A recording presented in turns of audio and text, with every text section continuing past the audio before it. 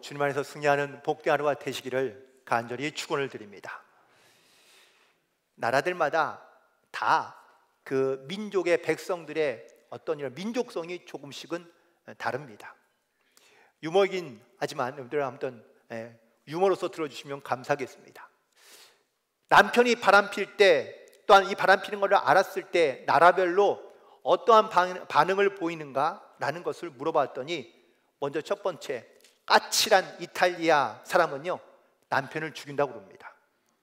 질투심 많은 프랑스 사람들은 반대로 바람피는 여자를 죽이고요, 그리고 성격이 급한 스페인 사람들은 둘 다를 죽인다고 그럽니다. 그러나 신사의 나라인 영국은 모른 척 한다고 그럽니다. 하물며 또 반대로 자유분방한 러시아의 사람들은 같이 바람을 핀다고 그럽니다. 또 현명한 미국 사람들은 제일 먼저 변호사를 물색하고요, 그리고 인내심이 강한 일본 사람들은 바람피는 여자에게 가서 사정을 한다고 그럽니다. 자, 그럼 한국 사람들은 어떻게 할까요? 요즘 옛날에야 뭐 참고 지냈다라고 얘기하지만 요즘 사람들은 조금 다릅니다. 요즘 한국 사람들은 대통령에게 책임지라고 항의한다고 그럽니다. 모든 책임이 다 대통령에게 있다라는 이야기인 것 같습니다. 사실 우리가 살아가면서 물론 자기가 책임져야 될 일을 책임져야 되는 부분도 있긴 하지만, 우리는 내가 책임져야 할 일도 사실은 남에게 돌리거나 남을 탓하는 경우들이 많이 있습니다. 영국의 맥스 비어봄이라는 작가가 있는데요, 그가 1896년도에 쓴 작품 가운데 행복한 위선자라는 이런 짤막한 소설이 있습니다. 이 책의 주인공의 이름은 조지 헬입니다.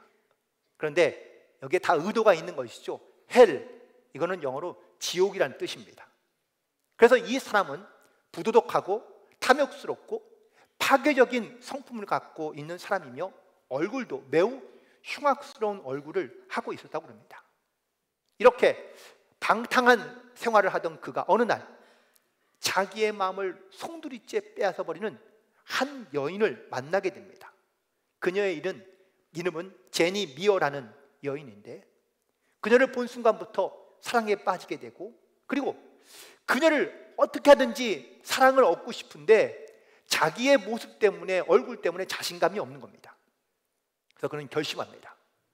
자기의 얼굴을 가릴 수 있는 마스크를 쓰기로요. 그래서 마스크를 그가 아주 정교하게 만들어서 얼굴에 쓰는데, 이게 너무 정교해서 이게 진짜 얼굴인 것처럼 느끼게 된다는 것이죠. 그리고 이 마스크를 쓰고 난 다음에 그의 이름도 조지 헬에서 조지 헤븐으로 이름을 바꿉니다. 그리고 그 여인에게 찾아가서 자기의 마음을 고백하고, 그리고 사랑을 고백하니까 결국 그 여인도 그의 마음을 받아주어서 결혼하게 됩니다. 그의 예전의 모습과 얼굴을 아는 사람은 딱 두 사람인데, 마스크를 만든 사람과 또한 자기의 옛 여인이었던 갬볼이라는 이 여인만 그 옛사람의 모습을 알고 있는 것이죠. 행복한 결혼 생활을 하기 시작합니다. 하지만 여전히 이 주인공인 조지 헬의 내면 가운데는요 그런 불안한 마음이 있는 것이죠. 혹시 나의 과거가 탄로나지 않을까? 혹은 지금은 성자의 모습, 혹은 또 정말 열심히 살아가며 착한 일을 많이 하고 많은 사람들을 도와주는 그런 착한 모습으로 살고 있긴 하지만, 진짜 자기의 얼굴과 마주하는 순간 자기의 아내 혹은 사랑하는 여인인 이 제인이 자기를 떠나가지 않을까라는 그러한 불안한 마음 혹은 무거운 죄책감을 늘 지고 살아갈 수밖에 없던 것이죠. 하지만 그는 정말 자기의 보여주는 얼굴 때문에 좋은 마음으로 또한 성실한 믿음으로 모습으로 살아갔던 것입니다. 그런데 그 곁에서 이 모습을 보고 있는 한 사람이 그를 질투하기 시작합니다. 그녀는 바로 옛 여인이었던 갬볼이라는 여인입니다. 그의 유일한 정체를 알고 있는 이 여인이 시기하는 마음이 들기 시작합니다. 그래서 그냥 둘 수 없어서 행복하게 살고 있는 제인이라는 여인을 찾아가서 과거의 남편의 모습과 혹은 또 남편의 얼굴을 폭로합니다. 그리고 들어오는 남편의 가면을 확 벗겨버려서 진짜 얼굴을 공개해 주는 겁니다. 순간 이 주인공인 조지 헬은 자기의 얼굴을 가리며 그리고 어디에 숨으려고 합니다. 그의 얼굴 때문에 아내에게 상처를 주기 싫었던 것이죠. 그런데 그의 얼굴을 그가 다시 들고 아내를 바라보는 순간 놀랍게도 그의 얼굴은 흉측한 얼굴이 아니라 성자의 얼굴로 바뀌어 있었다라는 사실입니다. 그리고 이 진실한 사랑에 서로가 입맞춤을 하며 이 소설은 끝이 나게 되죠. 그런데 이 이야기에서 우리가 깨달아야 할 부분들이 좀 있습니다. 우리는 세상에 살아가면서 사실 내 진짜 내 모습을 가지고 살아가는 것이 아니라 다 각자 다른 모습의 가면을 쓰고 살아가고 있다라는 사실입니다. 그런데 중요한 것은 다른 사람들은요, 내 진짜의 모습을 알지 못하고 내가 지고 있는 그 가면의 얼굴만 많은 사람들이 알고 있다는 것이죠. 그러면서 우리는 진짜 내 모습을 우리는 착각하며 살아가는 경우가 종종 있다는 겁니다. 겉과 속이 다른 나, 끊임없이 자기의 죄악과 혹은 또 추함을 우리가 알면서도 우리는 그 주님에게 또한 내 죄를 고백하며 우리가 주님을 의지하며 그리고 겸손하게 우리가 살아가야 되는데 지금 내가 쓰고 있는 이 가면의 모습이 진짜 모습인 듯 착각하며 살아가는 경우가 있다는 겁니다. 하지만 그렇다고 소망이 없느냐? 아니요. 여러분들 양의 탈을 쓴 이리의 이야기를 여러분 아시죠? 이 양들을 잡아먹기 위해서 양의 탈을 쓴 이리가 양들과 함께 생활하다 보니 이 이리의 성품과 모습이 양을 닮아가게 되었다라는 이야기인 것이죠. 이처럼 우리도요, 지금의 내 모습, 물론 감춰져 있는 내 모습은 흉악하고 또한 죄로 가득하며 혹은 혐오감을 줄 수 있는 모습일 수 있지만 내가 주님의 가면으로 내가 이 땅 가운데 살고 있지만 정말 이 얼굴이 내 얼굴인 것처럼 우리도 주님의 사랑을 또한 주님의 모습을 닮아서 우리가 살아가며 행하기 시작하면 내 삶도 내 모습도 달라지게 될 줄로 믿습니다. 사랑하면 어디가 이뻐질까요? 얼굴이 이뻐진다고 그럽니다.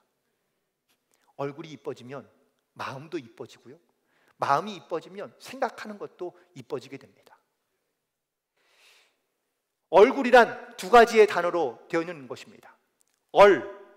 이 얼은 우리의 마음 가운데 있는 정신이고 마음이죠.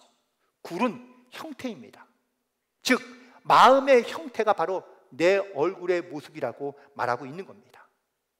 많은 사람들이 얼굴을 고칩니다. 그리고 얼굴을 고치면 삶이 달라지고 또한 변화될 것이라고 생각합니다. 물론 얼굴의 성형을 통하여 자기의 삶의 질이 혹은 삶의 모습이 달라지는 사람도 있습니다. 하지만 얼굴을 바꾸었다고 삶 자체가 달라지는 것은 아닙니다. 얼굴의 모양보다 더 중요한 것은 바로 우리의 마음, 심령의 모습인 것이죠. 잘난 얼굴보다 잘된 얼굴을 더 소중하게 여기며 살아간다는 것이죠. 요즘에 많은 남편들이 무기력해진 이유가 바로 한약을 잘못 먹어서 그러고 합니다. 많은 사람들이 또 남편들이 이 한약을 주로 많이 먹는데 한약재 가운데 잘못 먹은 게 바로 구기자입니다. 그래서 삶을 자꾸 얼굴을 구기며 살고 있는 것이죠. 이 무기력해진 남편에게 뭔가 좀 새로운 것을 또한 새로운 것을 먹이니 요즘은 조금 달라졌다고 이야기하는데 그 새로운 것은 바로 피자입니다. 피자를 먹으면 얼굴이 펴질 줄 믿습니다. 여러분들, 먹는 것이 사실은 내 삶의 질을 바꾸는 건 아닙니다. 하지만 내 마음에 밝은 미소, 밝은 얼굴, 혹은 또 우리 가운데 있는 기쁨의 모습이 내 삶을 변화시켜가고 또한 내 삶을 새롭게 만드는 그러한 믿음의 원동력이 되는 줄 믿습니다. 오늘 본문에 있는 이 욥은요, 가닥을 알 수 없는 고난 가운데 아무도 자기를 알아주지 않는다는 이러한 실망과 분노감 가운데 살고 있는 것을 보게 됩니다. 심지어 자기의 식구들도 혹은 자기의 친구들도 그를 인정해 주지 않습니다. 오히려 그를 책망합니다. 그러다 보니 이 욥은요, 친구들도 자기를 원망하고 책망하는 모습을 보면서, 정죄하는 모습을 보면서 과연 누가 나를 알아줄 수 있을까라는 것을 생각하게 되는 것이죠. 심지어 그는 하나님께 지금의 자기의 이 고난과 고통을 하나님께 아뢰이지만 하나님께서도 응답하지 않으시고 또한 하나님께서 또한 내 가운데 깨닫게 해주시지 않으니 원망과 미워하는 마음이 끊이지 않는 겁니다. 욥은 하나님을 만나서 묻고 따지고 싶습니다. 내가 왜 이런 고난을 당해야 되는지, 아무도 알아주지 않는 이 고통 가운데 내가 왜 이 허무함 가운데 지쳐서 살아가야 되는지, 그리고 하나님은 왜 나를 알아주지 않는 것인지 그는 하나님께 묻고 싶고 하나님께 물었습니다. 이제 드디어 하나님께서 욥을 만나 주십니다. 특별히 오늘 이 말씀 가운데, 과정 가운데 우리는 왜 하나님을 만나고 싶어 할까? 여러분들 만약에 하나님을 만나고 싶다면 왜 만나고 싶으십니까? 오늘 욥이 하나님을 만나고 싶었던 이유, 그 두 가지 이유는, 첫 번째는 내가 버림받았다라고 생각했기 때문입니다. 이 긴 고난의 터널 가운데 들어가게 되면 우리는 내가 버림받았다는 생각으로 가득하게 되면 하나님을 원망하고 또 하나님 앞에 불평하기 쉽습니다. 욥기 7장 15절에 있는 말씀에 보니까 이러므로 내 마음이 뼈를 깎는 고통을 겪느니 차라리 숨이 막히는 것과 죽는 것을 택하겠다고 욥은 말하고 있습니다.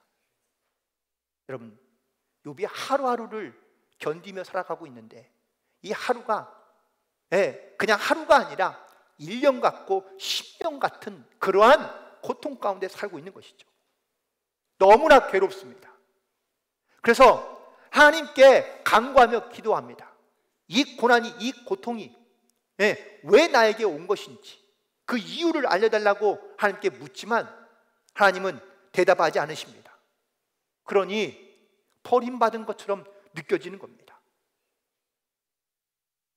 욥이 오늘 드디어 하나님을 만나게 될 때 하나님께서 왜 침묵하셨는지, 왜 자기의 고통과 고난 가운데 하나님께서 왜 응답하지 않으셨는지 묻고 싶었을 겁니다.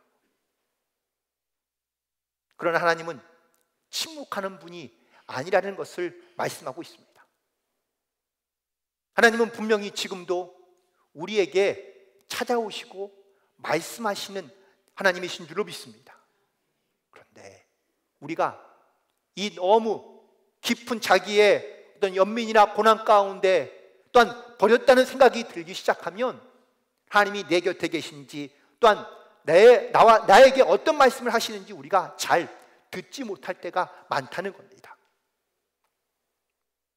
반드시 하나님은 간절히 찾는 자들을 만나주신다는 이 확신과 믿음을 가지고 내가 깊은 고난 가운데 있을지라도, 심지어 내가 그 고난 가운데 버림받은 것이 아니라 하나님께서 함께 하신다는 이 믿음의 약속을 반드시 기억하시고, 그리고 주님을 만나는 영적인 경험과 체험이 있게 되기를 간절히 소망합니다. 두 번째, 내가 하나님을 만나고 싶은 이유는 까닭없는 고난을 당할 때입니다. 욥기 10장 3절에 보니까 주께서 주의 손으로 지으신 것을 학대하시며 멸시하시고 악인의 꾀에 빛을 비추시기를 선히 여기시나이까? 라고 묻고 있습니다. 하나님께서 자기가 만드신 주의 손으로 지으신 것을 왜 학대하며 멸시하며 빛을 비춰주지 않느냐라는 욥의 원망입니다. 욥이 왜 그토록 하나님을 만나고 싶어 했을까? 그것은 바로 내가 왜 까닭없이 학대와 멸시를 당하며 고난을 겪어야 하는지, 그 원인이 무엇인지, 이유가 무엇인지를 알기 위해서입니다. 그의 친구들은 그에게 찾아와 다 네 죄 때문이고 너의 교만 때문이라고 책망하며 정죄합니다. 하지만 욥은 자기가 이런 고난을 당할 만큼 죄를 지은 것도 없고 또한 악한 일을 행한 적이 없다고 이야기합니다. 너무 억울한 거죠. 그리고 이 억울함을 알아주는, 자기의 이런 억울함을 알아줄 수 있는 누군가가 필요했습니다. 하나님 앞에 그가 찾고 기도한 이유도 지금의 나의 이 억울함을 알아줄 사람은, 알아줄 분은 하나님밖에 없다는 것을 그가 말하고 있는 겁니다.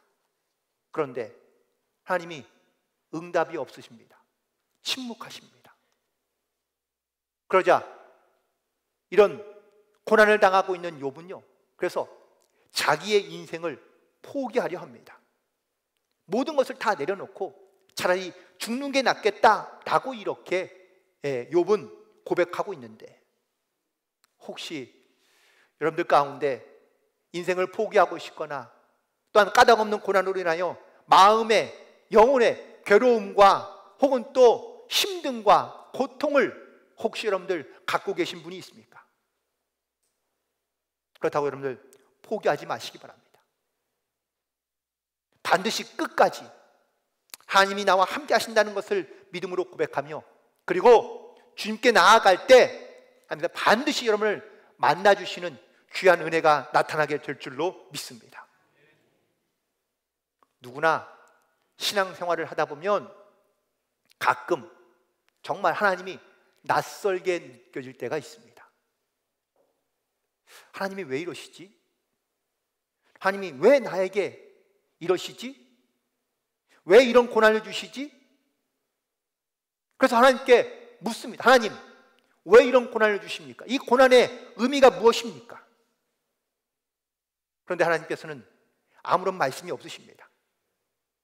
우리가 교회에서 설교를 듣건 아니면 성경 공부를 통해서 우리가 듣고 알고 있는 하나님의 모습이 있지 않습니까?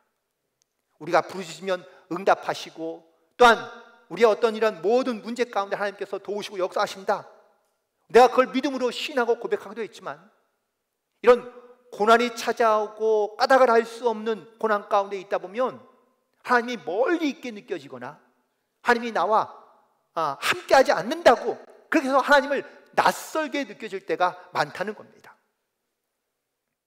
그런데 이때에도 하나님은 우리를 떠나거나 우리를 버리신 것이 아니라 우리와 함께 하신다는 그 확실한 믿음의 고백이 저와 여러분 가운데 함께 있기를 간절히 소망합니다. 주님은 결코 우리를 버리시지 않습니다. 우리에게 침묵하거나 응답하지 않는 것이 아니라 우리의 모든 일거수일투족을 다 알고 계시고, 그리고 우리 가운데 하나님께서 도우시고 역사하신다는 사실입니다. 가끔은 과연 누가 나를 알아줄까? 누가 나를 알고 있는가? 라는 이러한 마음과 또한 그러한 불편함 가운데 우리가 살아갈 때가 종종 있습니다. 하지만 하나님께서 분명히 나를 아신다는 이런 믿음의 고백으로 살아갈 수 있는 그런 모든 성도들이 되기를 간절히 소망합니다. 그래서 이 질문에 대한 해답이며 결론은 바로 하나님은 나를 아신다 라는 이런 믿음의 고백입니다. 특별히 간절히 찾는 자에게 반드시 만나주시는 하나님을 여러분들 경험하며 살 수 있게 되기를 소망합니다. 오늘 이처럼 하나님 앞에 정말 간절히 부르짖었던 이 욥의 기도에 드디어 하나님께서 응답하십니다. 1절에 있는 말씀을 보니까 그때 여호와께서 폭풍우 가운데에서 욥에게 말씀하셨다고 기록하고 있습니다. 까닭 없는 고난, 알 수 없는 고난, 그 가운데 너무 자기를 외면받고 있다는 그런 마음이 들 때 드디어 하나님께서 이 욥에게 나타나 하나님께서 말씀해 주십니다. 그런데 하나님께서 어떻게 말씀하십니까? 폭풍우 가운데 말씀하신다고 기록되어져 있습니다. 여러분, 폭풍우는 어떤 상황인가요? 조용하고 평안하고 그리고 안정된 상황입니까? 여러분, 폭풍우 가운데 깊이 있게 들어가 보세요. 앞도 안 보이고 그리고 사방을 분별하기 어렵고 큰 소리, 바람 소리를 내서 아무것도 들을 수 없는 상황입니다. 오히려 이 폭풍우 가운데 주님께서 우리 가운데 분명히 말씀하고 있다는 사실을 오늘 이 욥의 고백 가운데 또한 욥의 말씀 가운데 등장하고 있습니다. 하나님을 분명하게 간절히 찾으면 하나님은요 폭풍우 가운데도 우리를 만나주시는 줄 믿습니다. 내가 아무리 힘들고 어려운 상황이 있다 할지라도 내가 하나님께 포기하지 않고 부르시면 하나님께서 반드시 우리를 만나주시는 이 귀한 은혜가 있게 되기를 간절히 소망합니다. 누가복음 8장에 보면 한 12년 동안 병을 앓고 있던 여인이 하나 등장합니다. 예수님께 나아가서 이 병을 치료받고 싶은데 예수님께 나아갈 수가 없습니다. 이유는요, 이 여인의 질병은 피를 흘리는 질병입니다. 당시 피를 흘린다는 것은 부정한 겁니다. 그러니 예수님께 함부로 나아갈 수 없는 겁니다. 그런데 이 여인이 믿음을 가지고 예수님의 옷자락을 만집니다. 그리고 그녀의 믿음대로 그녀가 고침받게 된 줄로 믿습니다. 그런데 중요한 것은 그 다음입니다. 수많은 사람들 가운데 있을 때 예수님께서 사람들에게 물으셨습니다. 누가 내 옷을 만졌느냐? 그러자 베드로가 말합니다. 예수님, 이렇게 사람들이 많은데 누가 예수님의 옷을 만진지를 어떻게 압니까?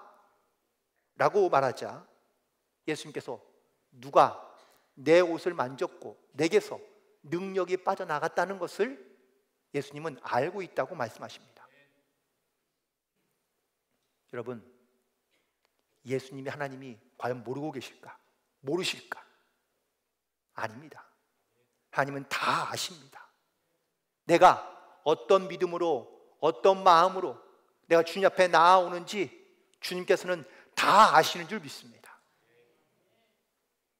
그제서야 이 여인이 자기가 예수님의 옷을 만졌다고 시인하고 고백하자 예수님께서 그 여인에게 하신 말씀은 내 믿음이 너를 구원하였으니 평안히 가라 라고 말씀하십니다. 사람들은 몰랐지만 알 수 없었지만 주님은 알고 계셨습니다. 그리고 자기의 능력 나간 것을 주님께서 아시고 그 여인을 찾은 이유는 그 여인을 더욱더 격려하고 또한 그 여인을 더욱더 축복하기 위해서입니다. 오늘도 우리는 주님을 찾고 또한 주님 앞에 나아올 때 주님께서 나의 모든 형편과 사정을 아시고 내 기도를 들으시고 반드시 내 기도 가운데 응답해 주시는 줄 믿습니다. 잠언 8장 17절에 있는 말씀에 보니까 나를 사랑하는 자들이 나의 사랑을 입으며 나를 간절히 찾는 자가 나를 만날 것이라고 말씀하고 있습니다. 오늘 간절히 주님을 찾고 주님을 만나고 돌아갈 수 있는 모든 성도들이 되기를 간절히 소망하며 축복합니다. 두 번째, 하나님이 나를 아시는데 하나님을 나를 안다는 것은 내가 하나님을 안다는 것은 하나님의 깊은 뜻을 알고 또한 그 삶의 원리를 우리가 알아가야 한다, 알 수 있다라는 이야기입니다. 여러분들에게 고통과 고난이 찾아왔다면 이 고난과 고통이 왜 찾아왔는지 혹시 아시는 분 계십니까? 알 수 있는 분이 있습니까? 대부분은 다 왜 나에게 고난과 어려움이 찾아왔는지 이해하지 못할 때가 많습니다. 욥도 이해하지 못했고 또한 깨달을 수 없었습니다. 물론 오랜 시간이 지나고 나면 돌이켜보면 그래, 그런 때가 있었지, 이런 것을 위함이었구나, 나중에 우리가 그것을 깨닫게 되는 경우가 많이 있습니다. 하지만 고난과 또한 고통의 현실에서 이 고난의 의미를 깨닫고 나아가는 사람은 거의 없습니다. 우리가 가진 어떤 유한한 지혜를 가지고는요, 하나님이 우리를 왜 이렇게 인도하시는지, 또한 왜 이렇게 이끌어 가시는지 하나님의 그 깊은 뜻을 우리가 다 알 수 없습니다. 하지만 분명한 것은 모든 일이 합력하여 선을 이루게 하시는 하나님의 분명하신 뜻이 역사하고 있으며 일하고 있다는 이 사실을 우리가 반드시 기억하며 살아갈 수 있게 되기를 간절히 소망합니다. 사실 욥은요, 의인이었고 지혜로운 사람이었고 하나님 앞에 인정받는 사람이었지만 까닭을 알 수 없는 고난으로 인해 그는 하나님을 원망하며 불평합니다.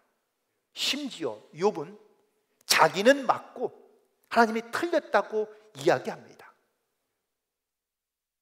제가 한번 여러분 가운데 묻겠습니다. 내가 억울한 일을 당하고 내가 힘든 일을 당하면 이건 내 잘못일까요? 아니면 하나님의 실수일까요? 네? 내 잘못이에요? 잘못한 게 없는데? 사실 욥만 그런 게 아니라 우리가 그렇습니다. 내가 억울한 일을 당하면 이건 내 잘못이 아니고 내 실수가 아니니까, 그러니까 우리는 다른 탓할 것을 찾고 하나님을 원망하는 경우가 많습니다. 하나님이 틀리시거나 하나님이 실수하고 하나님이 잘못하신 걸까요? 하나님이 과연 옳지 않으신 겁니까? 아닙니다. 하나님의 지혜 앞에 우리가 서게 된다면 우리가 알고 있는 지식과 경험과 지혜는요, 지극히 작은 것에 불과합니다. 내가 볼 수 있는 것은 사실 지극히 제한적이기 때문이죠. 하나님의 섭리와 계획을 알고 나면 사람은 겸손해질 수밖에 없습니다. 하나님의 실수, 하나님의 어떤 잘못, 사실 하나님의 잘못이 아니라 어쩌면 우리의 부족함이나 혹은 우리의 어떤 교만 때문일 가능성이 큽니다. 욥이 그렇게 하나님을 원망하다가 오늘 드디어 말씀 속에서 하나님을 만나게 됩니다. 그런데 하나님은요, 욥에게 내가 너에게 고난을 준 이유는 이런 이유이다 라고 이렇게 말씀해 주면은 좀 시원할 텐데, 하나님은 고난의 원인과 이유를 말씀하지 않습니다. 오히려 너는 나에 대하여 어떻게 알고 있냐, 얼마나 알고 있느냐라고 물으십니다. 내가 깨달아 아는 것이 무엇이냐 묻고 계십니다. 수많은 질문들을 통하여 욥이 깨닫게 되고 고백하게 된 것은 40장 3절과 4절에 있는 말씀에 욥이 이렇게 고백합니다. 욥이 여호와께 대답하여 이르되 보소서 나는 비천하오니 무엇이라 주께 대답하리이까? 손으로 내 입을 가릴 뿐이로소이다 라고 고백합니다. 욥이 돌이켜보니 자기가 말한 것이 너무나 부끄러웠던 겁니다. 왜 영화나 드라마 보면 과거로 돌아가서 자기의 과거의 모습을 직접 마주하고 대한다면 여러분 과연 어떻게 대하시겠습니까? 만약에 어릴 적 내 모습으로 돌아가 내가 그에게 해주고 싶은 말이 있다면 여러분 과연 어떤 말을 해주고 싶으세요? 다 이런 경험이 있으시죠? 20대 때 10대를 돌아보면 내가 그때 그렇게 했어야 되는 건데 라는 이러한 후회를 하게 됩니다. 그런데 다시 30대에 와서 20대를 돌아보면 똑같이 말합니다. 내가 그때 그렇게 했어야 되는 건데. 40대, 50대, 60대, 지금도 우리는 10년 전에 우리의 모습을 돌아보면 그때 그렇게 했으면 좋았을 텐데 라고 이렇게 생각하며 후회합니다. 다시 말하면 사람은요, 지금 자기의 자리에서 자기의 앞날을 알 수 없는 경우가 대부분입니다. 하지만 10년 전에 자기의 모습을 돌아보면 그때에는 미련하고 어리석고 아둔하며 또한 부족했던 존재라는 것을 깨닫게 됩니다. 지금 우리가 살고 있는 이 시간도, 우리의 모습도 아마 또 시간이 지나고 나면 좀 아쉬운 모습들이 많이 있겠죠. 세상을 살아가면서 우리는 누가 나를 알아주길 원합니다. 심지어 우리가 함께 살고 있는 가족들도 자기를 잘 알아주지 않는다고 우리는 생각하며 느낄 때가 많이 있습니다. 지금 여러분의 고민, 어려움, 문제, 과연 누가 여러분을 알아주고 있습니까? 때로는 내 자신도 나를 알을 수 없을 때가 많이 있습니다. 하지만 하나님께서는 여러분의 모든 것을 아시고 또한 여러분의 모든 것을 보시고 들으시며 그리고 모든 일에 합력하여 선을 이룰 수 있도록 역사하시는 하나님이신 줄로 믿습니다. 이러한 과정을 통하여 혹은 또 이러한 깨달음을 통하여 욥기 42편 5절에 욥은 결론적으로 자기의 신앙을 고백을 이렇게 하는데, 내가 주께 대하여 귀로 듣기만 하였사오나 이제는 눈으로 주를 배움나이다 라고 고백합니다. 우리도 신앙과 믿음을 가지고 살긴 하지만 때로는 하나님이 낯설게 느껴질 때가 분명히 있습니다. 분명 그때는 아마 내가 알 수 없는 고난과 깊은 고난의 터널 가운데 있을 때에 우리는 하나님이 멀게 느껴지겠죠. 이해할 수 없다고 우리는 하나님께 따지거나 원망할 수 있습니다. 그렇다고 내가 맞고 하나님이 틀리냐? 아니요, 그렇지는 않습니다. 하나님이 실수하시느냐? 우리가 이해할 수 있는 차원에서 볼 때에 우리는 하나님이 잘못하거나 또한 하나님께서 무심하거나 혹은 하나님께서 우리 가운데 개입하지 않는 것이라고 생각하지만 아니요, 하나님은 절대 우리를 버리지도 아니하시고 우리를 외면하지도 아니하시고 우리의 모든 것을 아시고 보시는 하나님이 우리 가운데 함께하고 있다는 이 믿음의 고백으로 살아갈 수 있는 저와 여러분 되기를 간절히 소망합니다. 내가 가는 길을 주님이 아십니다. 내가 생각하는 모든 것을 하나님께서 아십니다. 그래서 하나님이 내 모든 삶 가운데 함께하고 있다는 이 믿음의 고백이 저와 여러분 가운데 늘 믿음의 고백으로 있기를 소망하고, 그리고 나를 통해 역사하시고 말씀하시고 함께 하시는 그 주님을 향한 온전한 믿음을 가지고 나아갈 수 있는 복된 성도들이 되기를 간절히 소망하며 축복합니다.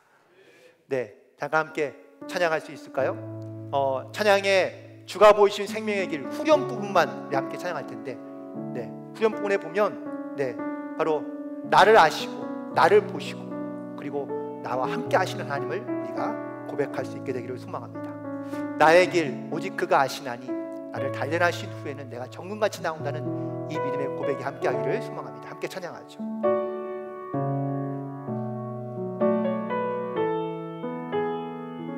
나의 길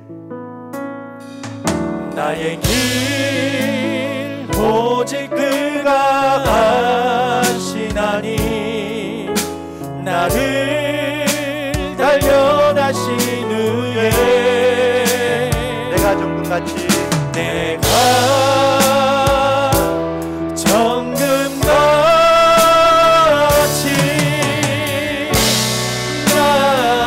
다시 한번 고백합니다. 나의 길 오직 그가 아시나니 나를 단련하신 후에 내가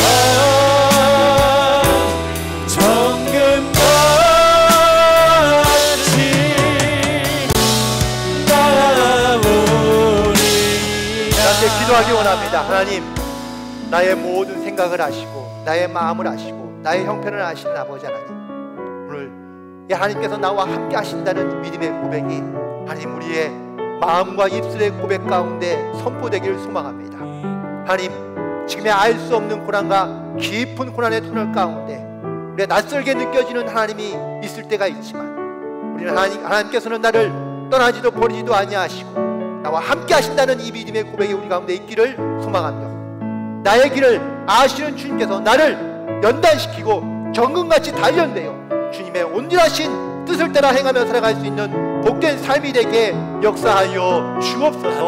자, 우리 주여를 외치고 통성으로 기도하도록 하겠습니다. 주여!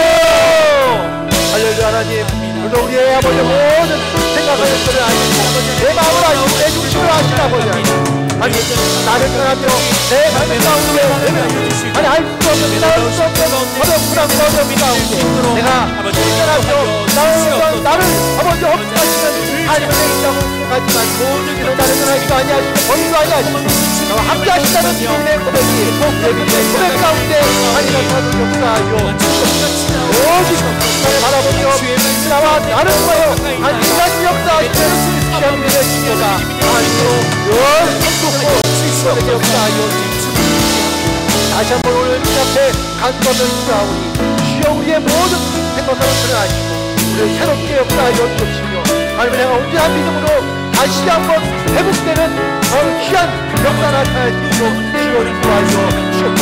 내 삶의 모든 걸 주께 맡기고 다시 한번 주님을 의지하며 간구하며 기도하오니 주여 들으시고 응답하시는 역사하여 주옵소서. 살아계신 하나님과 함께하는 귀한 믿음의 고백이 나타나도록 구하여 주옵소서.